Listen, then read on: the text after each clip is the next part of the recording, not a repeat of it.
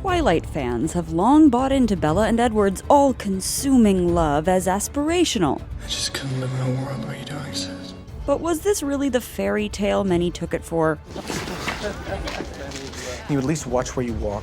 Bella and Edward's love story communicates that obsession is flattering. Older people dating underage people is fine. Age is just a number, baby. And the thing that proves a girl's specialness is the special boy who picks her. All along, some critics and audience members panned the films for their unfeminist angle and tasteless representation. I can't help myself.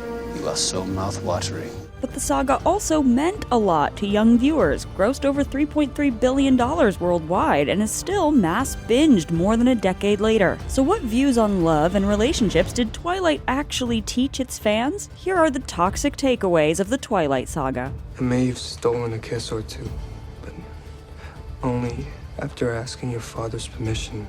Toxic takeaway number 1. The most interesting thing about a girl is the boy that picks her. Quiet, unassuming Bella is our protagonist, so what really makes her special? Male attention seems to be the answer. The most amazing person in the whole world suddenly picks you, and you just can't even believe how lucky you are, and everything's wonderful and perfect. As we discussed in our special girl trope video, it's the interest Bella receives from the special guy that illuminates her specialness. That's Edward Cullen. He's totally gorgeous, obviously. But apparently nobody here is good enough for him. As Bella and Edward begin dating, their classmates are jealous, skeptical. So you and Cullen, huh? I don't like it. And astonished. Oh my God. Even in New Moon, when Edward isn't the center of Bella's story, the narrative still revolves around the boys who want Bella. Toxic takeaway number 2. Obsession and stalking are flattering. Once Edward and Bella are together, we learn that Bella's earlier dreams of Edward watching her were times when he actually was. How did you get in here?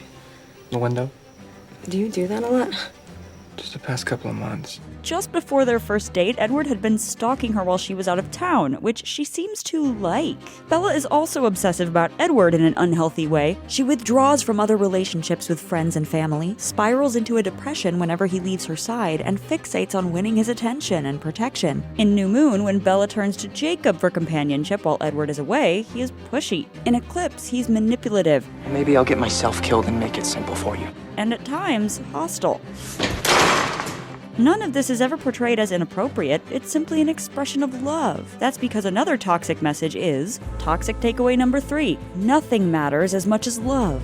And what exactly is love, according to this story? In our world, healthy, stable love has boundaries, balanced power dynamics, and honest communication. But that's not the kind of love we see in Twilight. Here, love is something you might have to die for, and romantic passion can be used to basically justify people doing whatever they feel like and have any indecency forgiven. I've killed people before. It does not matter. Bella's life is regularly in danger anytime she's with Edward's family, but Edward's solution is that he'll always be there to save and protect her. I feel very protective of you. Something that turns her into a damsel in distress, in which he also fails to do time and again. Bella's erratic departure from Charlie is another case of love trumping everything. When Bella's family sees her again, she is in a hospital bed, suspiciously found by her boyfriend, whom she had been trying to leave. The story the Cullens tell is that Bella had an accident. Well, when you fell, you broke your leg. And you lost a lot of blood. But her injuries, which include a bite, don't really square with that story, but who cares? These kids are in love. The only thing that love doesn't trump is chastity. Toxic takeaway number 4. Purity culture is sexy. Stephanie Meyer, the author of the Twilight books, is a conservative religious writer, and while vampires have long had a connection to sex, Twilight played on this history by largely subverting the vampiric urge to devour into a slow, mostly sex-free burn. Edward is viscerally attracted to Bella, Like my own personal brand of heroin. but constantly afraid he might act on it. I still don't know if I can control myself. I can't ever lose control with you. Having young characters wait before jumping into sex isn't a bad choice in itself, but the way the series frames the prospect of sex sends problematic messages to young girls. Why did you hate me so much when we met? I did. Only for making me want you so badly. Like that girls should control their sexual urges so as not to tempt boys. Stop trying to take your clothes off. You want to do that part? Not tonight. That premarital sex is a literal threat to one's safety. I still want you. This way. It's too dangerous. That girls are vulnerable prey. As if you could fight me off. And chastity is the only guarantee of a girl's spiritual value. It might be too late for my soul, but I will protect yours. By the third movie, Eclipse, the emphasis on purity gets more overt. Dad, I'm a virgin. While the movie seems to understand how teen chastity is widely perceived, It's not modern. It's ancient. it approves of it. And when Bella and Edward finally consummate their relationship, the movie then unrealistically shows how sex between people who have internalized that premarital sex is bad and impure would actually play out. Purity culture creates fear and shame around sex, so for many raised in that mindset, having sex even after marriage can be difficult. Toxic takeaway number 5. Age is just a number. Edward is a 104-year-old man in a 17-year-old's body. While the movie entertains the idea of challenging this, Maybe I shouldn't be dating such an old man. It's gross. I should be thoroughly repulsed.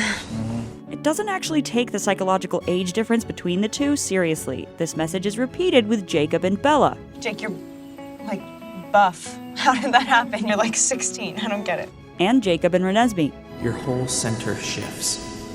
Suddenly, it's not the earth holding you here. Bella and Edward may both look young and hot, but there's a power imbalance between them due to Edward's much greater real age, life experience, power, and wealth. None of that is treated as a problem to address.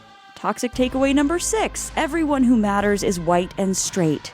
In the Twilight saga, there are no queer people in any of the 5 movies. Some of the vampires in the movies have lived for 3,000 years, long enough to experience a range of cultures without heteronormativity or strict gender binaries, and all of them are straight and cis. Communities of color were represented in the series, but poorly, with these few characters lacking depth and full stories. Tyler Crowley, one of the only speaking black characters, sexually harasses Bella, then accidentally almost kills her with his truck. He's threatened by her police officer father, playing on racial stereotypes. You can kiss your license goodbye. Laurent is a villain who hangs out with James, Victoria, and Irenia. Jasper, a member of the Cullen Coven, actually fought in the Confederate Army. All the training the Confederate Army gave me was useless against the newborns. The only reason his career seems to have ended was due to a Mexican seductress manipulating him into joining her army. And that leads us to the most cringeworthy representation in the series, the Wolf Pack. Stephanie Meyer researched a real indigenous tribe, the Quileutes, as inspiration, yet the resulting story still relied on stereotypes about indigenous people being animalistic or uncivilized. The boys of the Quileute tribe literally transform into wolves. The tribe members are hyper-masculine and prone to violent outbursts, which can lead to domestic violence. Sam got angry. Lost it for a split second. The Quileute boys are also markedly sexualized. Come on in, Bella. We won't bite. Speak for yourself. This is especially visible when they are juxtaposed with the generally softer, more civilized white vampires. Doesn't he own a shirt? Jacob and his family are portrayed as less valuable than the Cullens, just as Jacob is treated as a consolation prize when Edward is away. Plus, Jacob is portrayed by a predominantly white actor, Taylor Lautner, who only has very distant Native American ancestry. Despite all the film's toxic takeaways, an important, meaningful message for Twilight is that it's an important coming-of-age story for a lot of teen girls, and that aspect of it should be respected. While many of the takeaways are toxic, so were the bad faith, hypercritical takedowns of the books and movies. Society isn't kind to teenage girls, with the media often gleefully ridiculing the things they care about. Edward! Edward! Where? Edward, we love you. You're the best. No, Jacob's the best! This romance story about werewolves and vampires wasn't supposed to be a model example for love as much as a fantasy. There are plenty of boy franchises with equally questionable writing and terrible messages that have escaped the level of contempt Twilight received for years. So it's important to maintain space and respect for the fantasy elements of Twilight that offer an important outlet for young people, then and now. We can always enjoy what's fun about it, but that doesn't mean we can't keep a critical mind of what messages we could be absorbing if we're not paying attention. That's the take. Click here to watch a video we think you'll love, or here to check out a whole playlist of awesome content. Don't forget to subscribe and turn on notifications.